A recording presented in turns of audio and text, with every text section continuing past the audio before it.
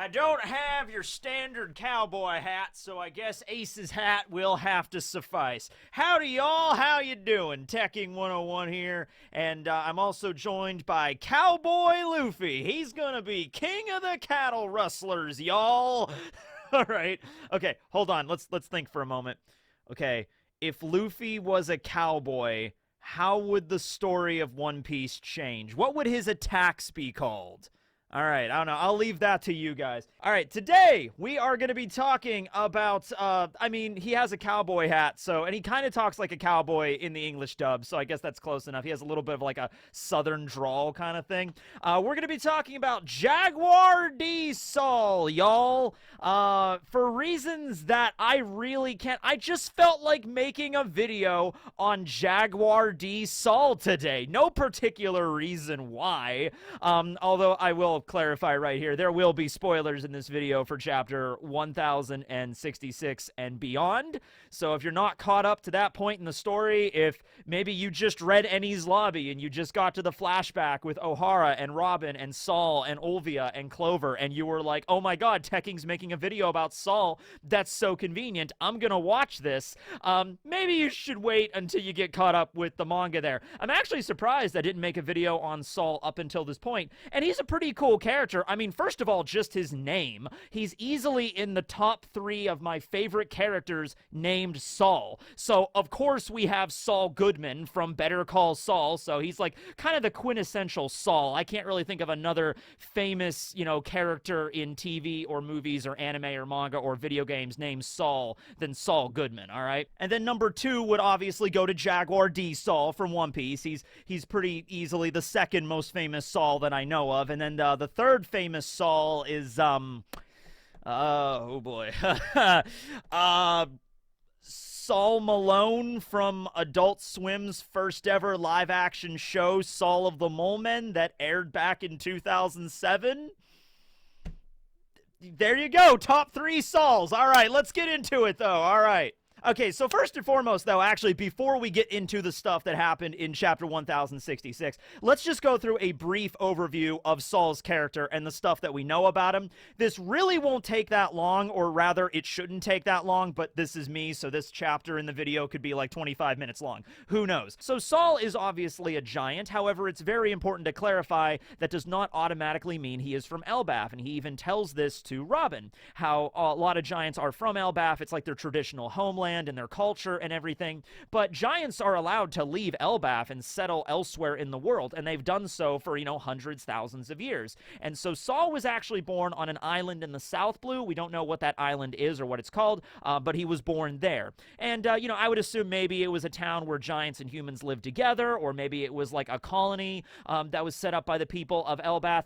He also mentions he's very much against the warfaring nature of the giants of Elbaf, because the giants of Elbaf are like Norse Vikings, okay? They're all about, like, we will go to war and reach Valhalla, that kind of stuff, right? And they follow a lot of gods and deities and stuff that kind of go along with that kind of message, all right? They're a very warfaring kind of race, as we saw that with Dorian Bragi and the giant warrior pirates, and the revival of that led by Hyrudine right now and the new giant warrior pirates, okay? So I like to think, though, that there was a subset of giants, like a long time ago, that were not into that whole thing. They weren't into the whole war and pillaging and that kind of stuff, reaching Valhalla and everything. So I like to think there was a subset of giants that split off from Elbaf and left to go find their own home, and maybe one of the places they settled was the island in the South Blue where eventually Saul would have been born. Saul actually talks a little bit about his parents. We don't know their names or anything,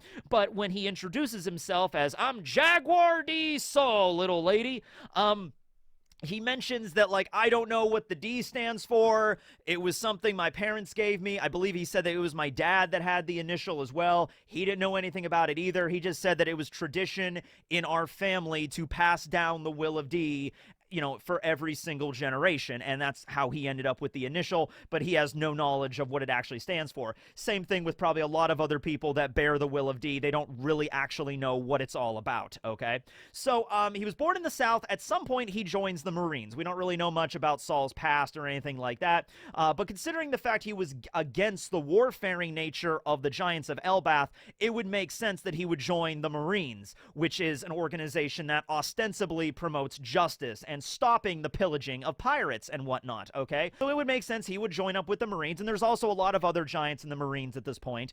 John Giant was the first giant to join the Marines, and that was at the machinations of Mother Caramel, because she was the trafficker and everything like that, so she got John Giant into the Marines, and that was way back during the backstory with Big Mom, so that was like 60-something years ago. Saul is 105 years old during the events at Ohara, and right now he would be 127 years old, okay? So for a giant, that's not a big deal. Giants can live well over 300. If we're going to compare, like, relatively speaking here, if, like, a human lives to 100, giants have, like, a 3 times, like, life expectancy compared to a human. Saul would probably be somewhere in his, like, mid-30s right now, maybe early 30s at the time of Ohara, but nothing really that major, okay?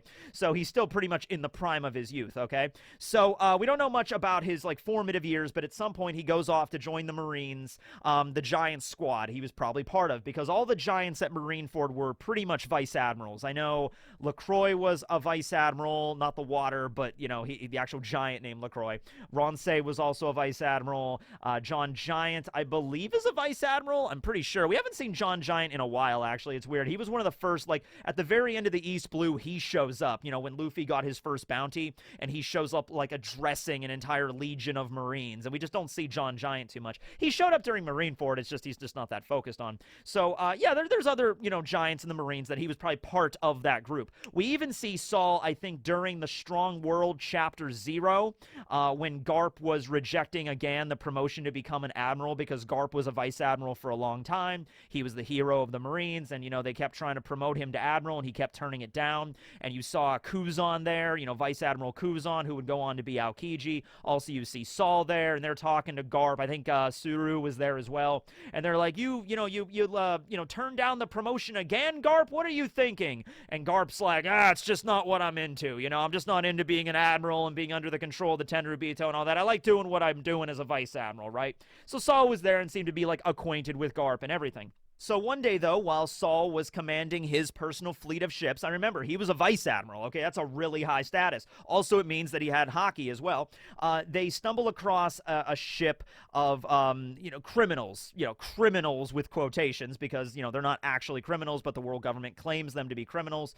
And so on that ship was Nico Olvia. Now, despite the fact that Saul issued that nobody on the ship be, killed, they are all killed except for Olvia. Olvia is taken prisoner on onto Saul's ship, and that's when the two begin to really talk about the whole situation that led Olvia to being a criminal in the first place, studying, researching poneglyphs, and then Saul is there, and Saul initially is like, I'm a vice admiral of the Marines, you're breaking the law, you're researching poneglyphs, although, of course, the way that he was taught about it was, you can't read poneglyphs because it would lead to you trying to take over the world or something like that. You're evil if you try to learn about the knowledge of the Void Century and that kind of stuff. That's the propaganda the government, extends to the entire world, and so very much so with the Marines that join up, a lot of the Marines are also buying into that propaganda.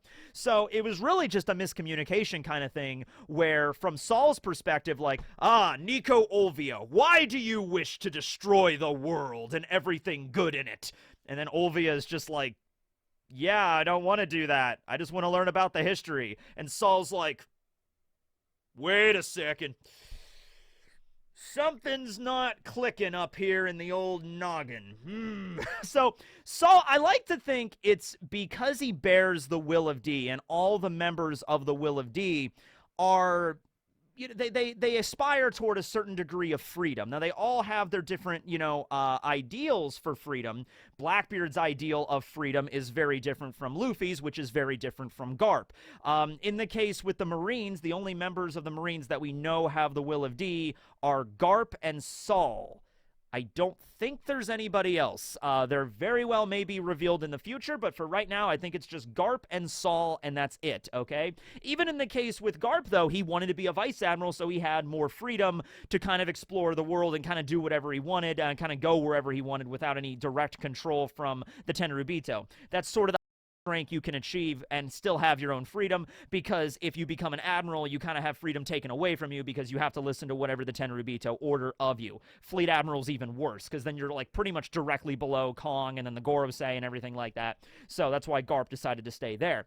So I like to think, though, that even though he didn't know what the Will of D meant or anything like that, he still aspired toward freedom. You know, even you could even look at it like, hey, he decided not to be part of the, you know, the warfaring race of the other giants of Elbath. He wanted to go and make his own path, which led to the Marines, okay, which he thought was, you know, they were doing good. And a lot of the Marines do good, and I'm sure, you know, Saul was a good Marine. He wasn't like that corrupted or anything, but he was still very much, you know, bought into the propaganda the world government pushes and everything. So from his perspective, he's like, oh, this is Nico Olvia. She's a criminal. She's trying to destroy the world or whatever. And so Olvia's like, no, I'm not. And so they get to talk, and then, you know, Saul begins to question everything. He's just like, wait a second.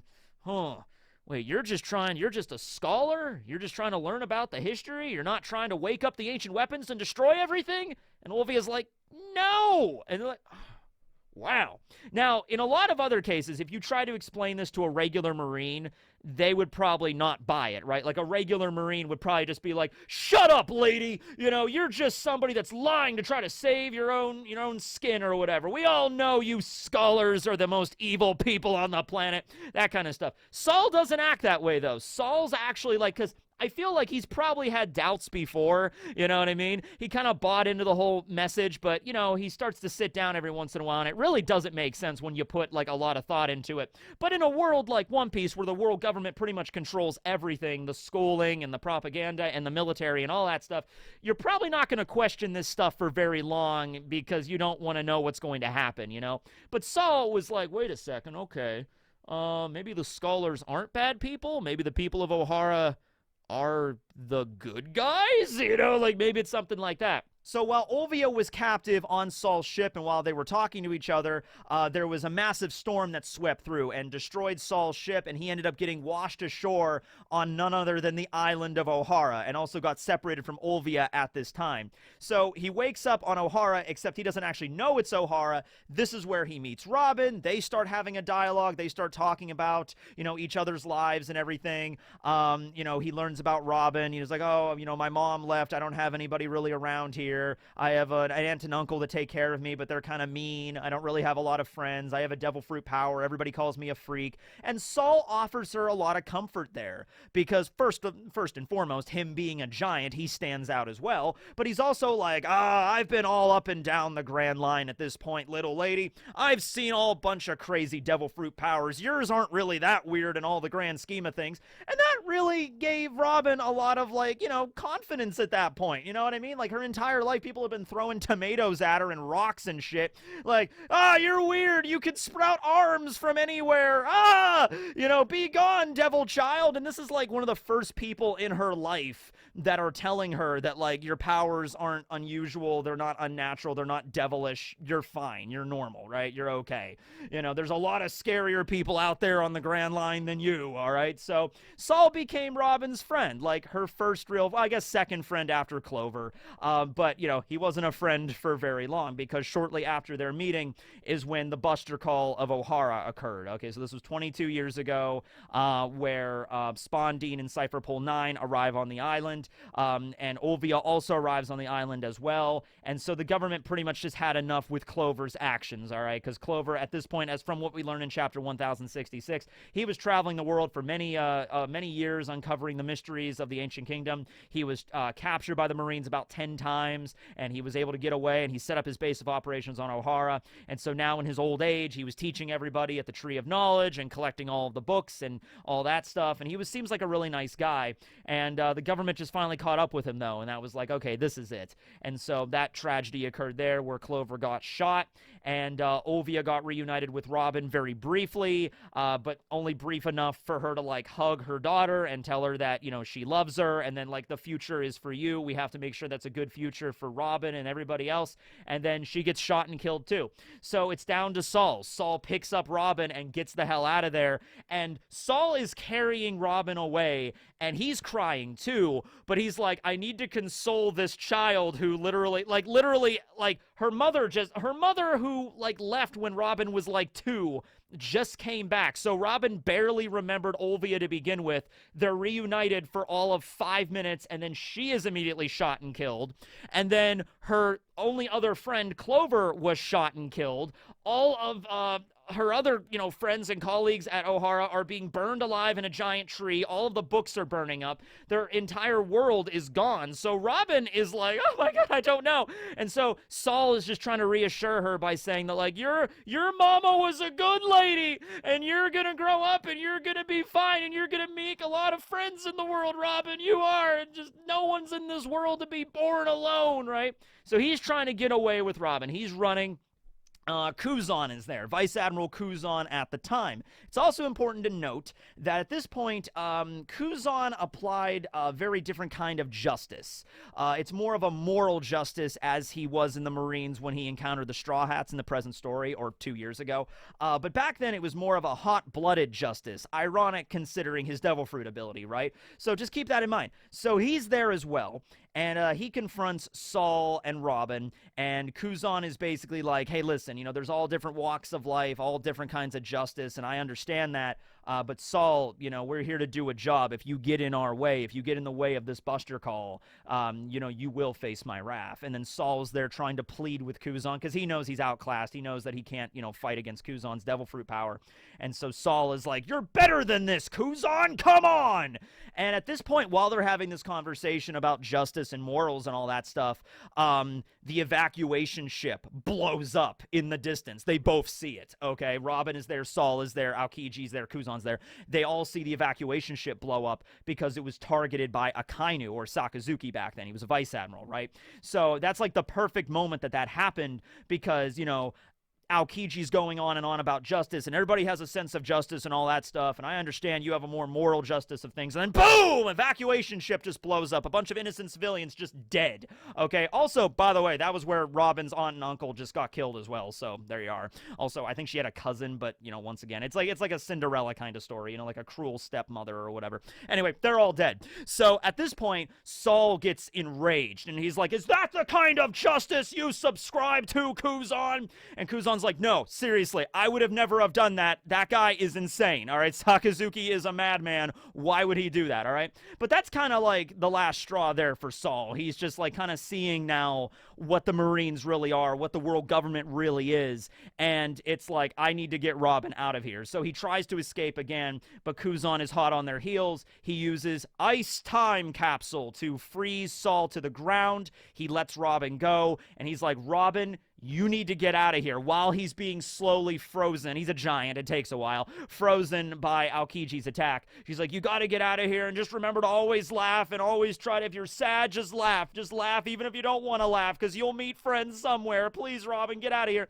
So Robin runs away crying. Oh, and by the way, just side note really quick, I've said this before, but out of all of the Straw Hats, I would say the most tragic of the backstories is Brook, just for how long he had to spend on that boat with his dead comrades. But Robin is a very close second out of the most tragic. You could even argue Robin does have the most tragic, because all of this stuff, all this horrible stuff, everybody she's ever known and loved, even somebody she hasn't met that came back only to die right in front of her, all of this happened when she was 8 years old, and her whole island just burned down, right? So you could argue that. I still think Brook is the more tragic, just because of the ridiculous amount of time that led to Brook basically succumbing to, like, insanity. But still, Robin's is definitely up there. So Saul very much sacrificed himself to save Robin. Okay, he knew he couldn't really fight back. He kind of gave himself over. He resigned himself to the rather ineluctable fate of himself in Ohara, and was like, I guess this is where I'm dying. So Kuzan finishes freezing him, and then we cut away. And the next time we see Kuzan and Robin, of course, is at the shore. Kuzan, you know, is already there. He made a path of ice, and he provides a rowboat. And he's like, listen, after everything that transpired here today, the Buster Call, Sakazuki's actions and Saul's sacrifice, I have decided to let you go. Now, don't take this to mean that I am your friend and you can always rely on me or whatever. It just means that I want to see what happens now.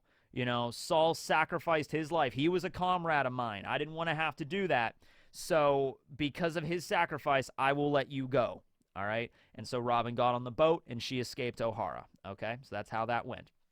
Now, as we found out from chapter 1066, Jaguar D. Saul is still alive. Also, forgot to bring this up in the review, but I did, to be fair, I did bring this up in a video a while back when we first learned about the man marked by flames. I believe one of the options I threw out there was Jaguar D. Saul if he was still alive. So right now, as it happens, I'm definitely subscribing to the theory that Jaguar D. Saul is the man marked by flames, that he somehow has access to the fourth road poneglyph, or at least knows where it is, okay? And as we found out from chapter 1066, he is still alive. He's heavily, well, okay, he was heavily bandaged when Vegapunk went to go see him, but this was decades ago, okay? This was like maybe a few months after the events of Ohara. That's when Vegapunk and Dragon went to the island to mourn the loss of Ohara. And then a little bit after that, that's when Vegapunk went to Elbaf. So you might want to say he went to Elbaf maybe like within a year or so after the Ohara incident. And we see Saul there covered in bandages, healing from the attack and everything, being frozen, being burned, being exploded and all that stuff. So right now, he's probably not wearing the bandages anymore, but he's still probably heavily scarred, I would imagine. Saul's face is probably kind of messed up, but he's still alive, and he's living on Elbaf in hiding, okay? So that confirms right there. I mean, the Straw Hats have to go to Elbaf just by virtue of Robin being reunited with her friend, okay? Her friend for 2 days that is still alive, and it's just like, oh my god, I'm actually still friends. You know, oh my god, you're still here, Saul. I thank you so much. I want to see that reunion. I really need to see that, okay? And it's going to be a tearjerker, I'm going to say. But anyway, him being the man marked by flames would also indicate that one of like Kid or Law are going to go to Elbaf as well. Probably Kid, I would assume, because Law ended up fighting against Blackbeard, but we don't know where he was heading. Okay, there was that island they showed up at, but I don't know if that means that like that's the island the log post pointed to, or if that's just a place they got ambushed by Blackbeard's crew and they have to fight there. Law might have been on his way to Elbaf, very much so. Same thing with Kid. Kid might be on Elbaf right now, for all we know. Okay, and Kid's the one that actually knew about the man marked by flames, so that's that. Also, I remember when that was first mentioned, we see a shot of Robin and it's just like dot and it's like, there you go. If that's actually Saul, then that's like, why are we focusing on Robin, man marked by flames? Like, why is Oda focusing on Robin? There it is. Okay. So, how did Saul survive? Like I said, I don't think it's really all that ridiculous that he did. First and foremost, he's a giant, so he has better endurance, better constitution than most people. He took a damn cannonball right to the face, and he was just like, oh, that kind of hurt. You know, like, he's a giant, guys, and he's a giant in, like, the prime of his youth, okay? He's only 100 years old. I mean, come on. So, you know, just in that alone, something that would normally kill a human, he would probably be able to survive quite easily. Aokiji froze him, but you got to remember a few things there. Number one, Luffy, Robin, Doflamingo, they've all been frozen before, and they were able to get, you know, broken out of that. With Luffy and Robin, when Aokiji froze them, you get the impression he wasn't actually trying to kill them. And in the case with Doflamingo, you know, he was an enemy, and so it doesn't matter, friend or foe, they were both able to break out of the ice fairly well. Although in the case with Doflamingo, he did have to freeze him from a distance, and that's where we get into the differences between the two different abilities. There's Ice Time and Ice Time Capsule. They're different abilities. Ice Time is the ability when Aokiji's actually physically touching you, like he grabbed Luffy, he like just by like basically hugged Luffy and then froze him. Same thing with Robin, and that's, you know, just using the ability to physical contact freezes the target solid. I believe in that case though, Aokiji still exercised restraint when it came to Luffy and Robin. He wasn't actually trying to kill them. With Doflamingo though, he froze him from a distance, and it was like quick, because Doflamingo was about to deliver like the coup de grace on Smoker, so that was like flash freeze, kind of like, whoa, we have to be quick about this. So he probably wouldn't have been able to freeze Doflamingo down to his core, all right? And he wasn't. I think it was only mentioned he was only able to freeze a few layers, and so Doflamingo broke out of that, but even he was kind of like, whew, all right, wow, that woke me up. You know, that was like a little bit of labored breathing after that, okay? So, ice time capsule is when Aokiji touched the ground, froze the ground, it hit Saul's legs, and it began to freeze him from, his feet up to his head, okay? So, also, Kuzan was friends with Saul, all right? And the whole reason he left Rob and go was because of his friendship with Saul and because of the sacrifice that he made. So I don't think Kuzan would have been such a cold-blooded killer there to be like, I'm gonna freeze Saul right down to his heart. I'm gonna freeze his heart. I'm gonna make sure it stops beating. I don't think Aokiji was that brutal, okay? Sakazuki, sure. Not so much Kuzan. So I think he froze him and Kuzan left. And the implication was like, even Kuzan probably still thought that Saul died because he's like, I don't have it in me to actually kill him myself because he's my comrade, he's my friend. I'll freeze him so he can't feel anything, he won't be able to suffer, and then it's a buster call. He'll probably die from that. Okay, that's my duty as a vice admiral. That's what I have to do. And letting Robin go was sort of maybe the way that Kuzan sort of justified it. Like, all right, well, Saul's gonna die here today. Well, at least the person he saved can go on, and we'll see what happens. Okay, at least that's the most I can give him. That's the best I can do. Okay. So, there's a few things that could have happened here. Saul himself could have just broken out of the ice just like Doflamingo did, just through sheer strength. He could have just been like, oh, could have just broken out. He was a vice admiral. He probably knew hockey. In fact, he most likely did know hockey, being a vice admiral. All vice admirals were stated to know hockey. So he could have broken out of the ice. Might have taken him a while, but he might have managed to. The fire that was all around him, I mean, it was also stated, a man marked by flames. I'm going to assume he got burned. Maybe ice burn, actual burn, fire burn, ice burn, maybe. By the way, have you ever been ice burned before by like dry ice? It's not fun. I only got ice burned like a little bit once, but it was enough. Not fun. Be careful around dry ice, kids.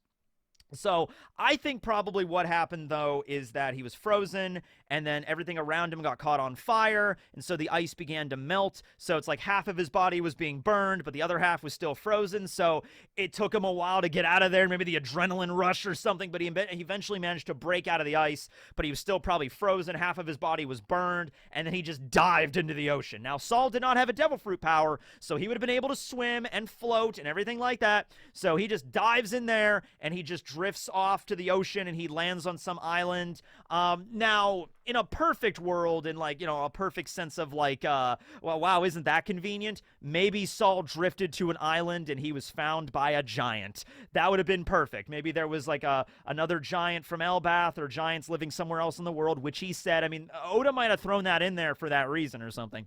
And so they might not be so uncommon. Maybe he drifted somewhere and a giant found him, and the giant was like, oh my God, you're Jaguar D. Saul. You're a vice admiral in the Marines. Are you okay? And Saul's like, I need to save the books. I was like, what? And so he managed to get back to Elbath. So that really speaks volumes about the giants and how they take care of their own. Because even though Saul didn't grow up on Elbath, he's not a warrior of Elbath, he's actually vehemently opposed to the warfaring nature of the Elbath giants.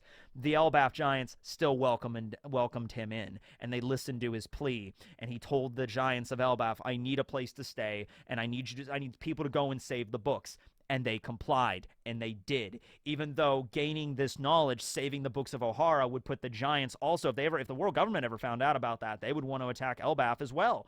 But even despite knowing all of that, they still went along with Saul. Okay, so that speaks volumes for the ways that the giants have like a camaraderie and like solidarity with one another, even though they subscribe to very different kind of ideologies. You know what I mean? That's very impressive there. So that's where we're at right now in the story. Saul, he hasn't left Elbath, obviously. He pretty much can't if he left and was found out by anybody. Like I said, maybe, okay, Kuzan or Aokiji, while he was a member of the Marines, probably didn't know that Saul was still alive. But after Aokiji left the Marines, maybe he does know about them at this point, okay? And also, man marked by flames. I mean, like, Aokiji is also marked by flames.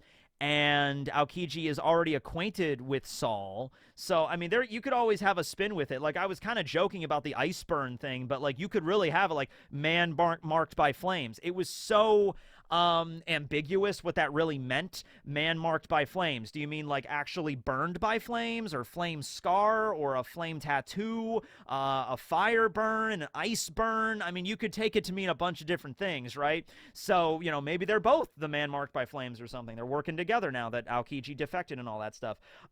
Somebody else also brought up a very important point. Robin might have already had a suspicion Saul was still alive. She definitely seemed to have her suspicions, if she did have them, confirmed in the last chapter, because Vegapunk straight up said that, like, it was a giant marked by flames, you know, covered in, well, he didn't say marked by flames, but, you know, bandaged up and everything like that, and Robin was like, his name's Saul, isn't it? And then Vegapunk Shaka was like, yeah, but I can't, you know, I don't know much more about him, he's in hiding right now. And so Robin started to cry, and it was just very heartbreaking, but also, well, not heartbreaking, it was heartwarming, it was wholesome, it was a very wholesome chapter, okay, that she found out her friend was probably still alive. This would be like if Zoro found out Kuina was still alive, or, you know, Brooke found out Yorkie was still alive, as I said in the review. You know, like, it's a big deal. It really is, right? So they brought up, though, because Robin was spending 2 years on Baltigo training with the Revolutionary Army, and the Revolutionary Army, you know, Dragon was in touch with Vegapunk, and Vegapunk knew about Saul. Maybe Robin got the suspicion that maybe Saul was still alive. It also brings up an interesting point. It seems Robin in this chapter, she's hearing about the books surviving from Ohara. She's learning about that for the first time. Which means, because Dragon and Vegapunk both saw the giants salvaging the books, they both learned about that, okay? Which means that Dragon must have never have told Robin about that. Which is weird, because she heard about this. Her reaction, the way she cried and her facial expressions, she's hearing about that for the first time. Like, the books from Ohara were salvaged? Oh my goodness, where are they now? And Shaka says they're on Elbaf, and Robin's like, she never heard about that before from Dragon. So I'm interested in that. Why did Dragon and Robin definitely met over the 2 years. I mean, absolutely, they had to have met. You know, Dragon was off in the world doing other things, but they had to have met at least once, you know what I mean? And it's like, did Dragon never tell Robin about what happened to all the knowledge on Ohara that's on Elbaf now? Why would Dragon not tell Robin that? I'm interested in knowing that question. I can't think of any reason why Robin herself would not want to hear about it. You know, like Dragon starts to tell her about Ohara. I mean, maybe that memory is just so... Ooh, actually, I just thought of something. That's obviously the most tragic event in Robin's entire life. She does not like to think about it very often, right? And she also just writes it off as like, my mom's dead, Saul's dead, Clover's dead, all the knowledge is gone, all the scholars are dead, there's nothing left on that island. I don't even want to talk about it, right? So maybe at one point when Dragon did meet Robin on Baltigo, maybe they were, you know, introducing themselves. Dragon was introducing himself. I'm Dragon. I'm the head of the Revolutionary Army. I am the father of your Captain Luffy, although we've never met, or he's never met me. You know, and then Robin's like, I'm Nico Robin, you know, whatever. And then maybe after talking for a while, maybe Dragon brought up like the pink elephant in the room and was like, well, listen, Robin, I really want to ask you about Ohara. If you don't want to, that's fine. And maybe Robin was like, I don't want to talk about it. And Dragon was like, okay, I respect that. And it was like, Dragon might have had really important information to tell Robin about Ohara, but if she's not willing to talk about it, then Dragon, like, respects her wishes. Okay? And also, Dragon is the head of an entire revolutionary army, so he's like, you know, Robin's definitely important, but it's like we have a lot of other operations going on right now. Robin is not like, we don't need you to, like, you know, have our revolution, you know, succeed. You know what I mean? So most likely Dragon really did wanted to discuss stuff with Ohara with Robin. It's just Robin probably is like, maybe she just got up and left the room. Like, I don't want to talk about that. Now, here's the interesting part. What if Dragon told Vegapunk about that? So Dragon's talking to Vegapunk, they're staying in touch, and he's like, yeah, Robin is on my island. The Straw Hats got separated. She's going to stay here for 2 years and train. I tried to talk to her about Ohara. Vegapunk probably brought it up. Oh, did you mention Ohara to her? It's like, well, I was going to, but she really doesn't want to talk about it. And Vegapunk's like, you could have asked her so many things. And Dragon's like, yeah, but I respect her wishes. So when Robin arrived at Egghead Island, Vegapunk Shaka, he takes a very different approach. He doesn't really care too much about, like, whether or not Robin wants to speak about it. He's like, nope, freezes their, boots to the floor, magnetizes them so they can't move. And it's like, okay, we're talking about Ohara now. I'm sorry if this is a sensitive subject, but I have questions and you have answers, so here they are, you know what I mean? And so Robin, also at the beginning of the chapter, when Vegapunk began mentioning the Ancient Kingdom and Clover and Ohara, Robin was kind of like pissed off a little bit. She was like, what, I don't want to talk about this. You know what I mean? Why are you asking me these questions? You should have everything you know. Why are you making me relive literally the worst day of my entire life? Until, Vegapunk went on to explain everything with Saul still being alive and the knowledge still living and the will of Ohara surviving. That's when Robin begins to cry and feel like gratitude for Vegapunk. But getting there, if Robin could move, she would have been very actually she could have just opened up her arms and attacked Vegapunk, but she's intelligent, she'll hear him out, but she was probably really pissed off about that line of questioning, right? So anyway, yeah, that's where we're at right now. Saul's most likely the man marked by flames. He might have knowledge of where the last road poneglyph is. Also, since Vegapunk brought up that I have all the knowledge and research that the Oharans, gave or wrote down, what if Shaka or Vegapunk can read poneglyphs? Because that's how Robin learned how to read them. Robin learned how to read them from the scholars of Ohara, from their research.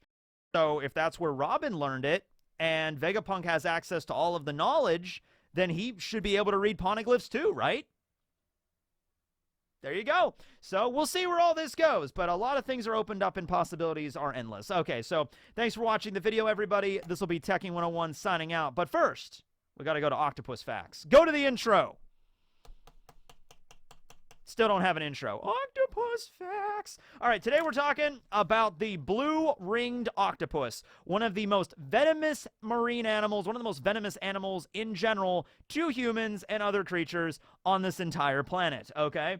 If you see a blue-ringed octopus, do not touch it. Please swim away or run away or move to another country because they're very, very dangerous. Actually, in terms of most octopuses, they're the same. I mean, they're just hanging out on the ocean floor, camouflaging. They're not going to viciously attack you, or anything like that unless you really, really, really provoke them. So most of the time they're chill. They're okay. So the blue-ringed octopus, that's actually the genus. There's 4 different species of blue-ringed octopus. There is the greater blue-ringed octopus, the southern blue-ringed octopus, the blue-lined octopus, and there was a 4th species that doesn't have a really cool name or anything like that. It has the actual Latin taxonomical name, which is so complicated I'm not even going to try to pronounce it. But the interesting thing about that 4th species, there's only 2 recorded specimens of it ever existing. There was one specimen, a single specimen discovered back in 1938, and then no other specimens found until 2013. I believe this is an image of it. I'm not 100% sure if it is, but if that's the case, this is one of the only 2 confirmed specimens that have been found of this 4th species of blue-ringed octopus. So very interesting stuff there. They're native to the Pacific and Indian Ocean from Japan all the way down to Australia, which is something that I learned. I thought they were just native to around the waters of Australia, but no, they stretch all the way up to Japan. Their neurotoxin that is so deadly is tetrodotoxin, which is the same neurotoxin that is used by the pufferfish, why the pufferfish is so dangerous. So the real reason why this neurotoxin is so deadly, the funny thing is, and there's a bunch of other stuff too, there's histamines and dopamine and a whole other list of means that are inside of the blue-ringed octopus's venom. But the crazy thing is, the venom, once it's injected into the prey or the afflicted, will eventually just make its way out of the body. It will eventually just work its way out. The main cause of death when injected with this venom is actually suffocation, because it's a neurotoxin, so it paralyzes you. It locks you up. You can't breathe, and then you die. Especially if you're in the water already, you're double assured to be dead, okay? And if you don't receive medical care immediately, you get paralyzed, your lungs, you can't breathe, and then you die. So you have to be rushed to a hospital, put on a ventilator, and all that stuff. However, if you can make it through the first 24 hours of this, you really have no lasting side effects beyond that. The neurotoxin will work its way out of your body naturally. If you can make it through 24 hours, you will probably have no lasting, ramifications. But a lot of people die because of the suffocation thing. Their aposematic coloring when they are, threatened. So they're originally camouflaged to the ocean floor like a lot of other octopi are. When they are threatened, they turn bright yellow, and the blue spots on them become especially blue. They can only reflect blue-green color, so back at you. And also, they even have like a black border around the blue to make it even more obvious, okay? So it's like, this is what the octopus normally looks like, and then when it's threatened, boom, it goes into bright yellow with bright blue spots on it, and to make the bright blue spots stand out even more, they get highlighted with like a black border, okay? So if you see this, run away for the love of God, all right? You don't want to mess with this thing, right? Anyway, that's the blue-ringed octopus. Hope you enjoyed. Tekking, signing out. Bye!